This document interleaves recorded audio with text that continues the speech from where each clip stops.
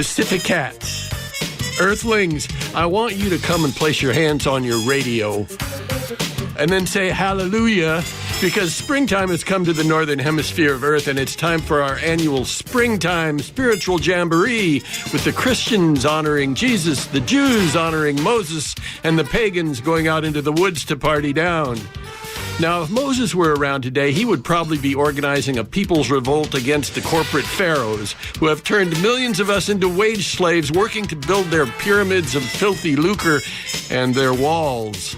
And if Jesus were around today, he would no doubt be living in the Tenderloin as the rabbi of the homeless and poor, handing out loaves and fishes, maybe a little wine to wash them down. And both Jesus and Moses would be telling people to stop worshiping golden calves, pork futures, and mammon.com.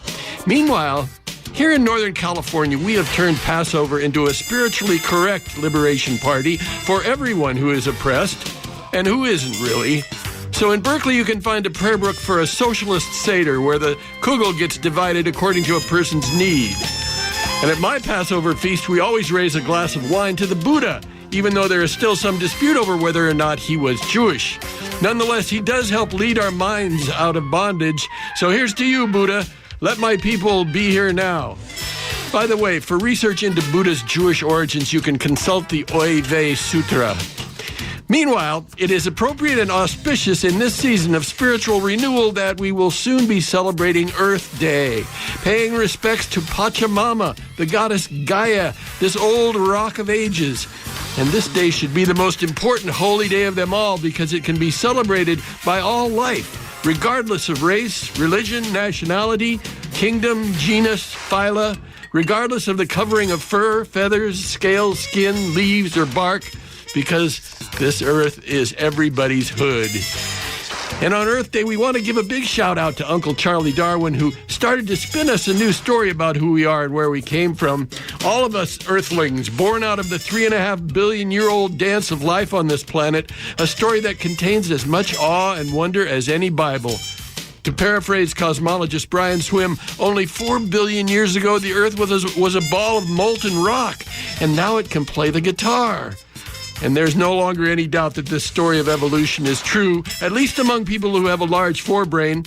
So now it's time to embrace that story as our new creation myth. Make ritual around it, sing it and dance it, and bring it to life in the corridors of our psyche and the marrow of our bones.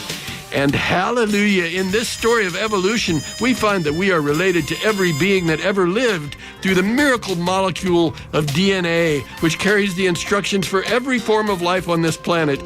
And the unraveling of the genetic code reveals that we share over 98% of our DNA with apes, 50% with worms, and nearly 30% with yeast.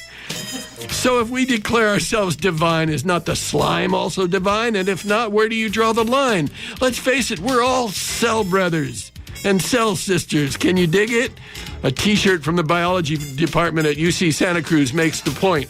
It reads, "You share 25% of your DNA with bananas. Get over yourself." And if we see ourselves in this story of evolution, we find hope, because we see that Earth life is creative and tough and has survived comet collisions and continents bumping into each other and ice ages, even Henry Kissinger. So there is reason for optimism. I also find hope by reminding myself that the word ecology has only been in common usage for 40 years or so.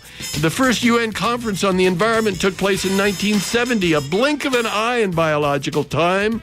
We're just now waking up to our impact on the life of the planet, just now learning how we have to change our story and our way of living. It turns out that what Mother Earth needs most from humans right now is a few years of negative economic growth.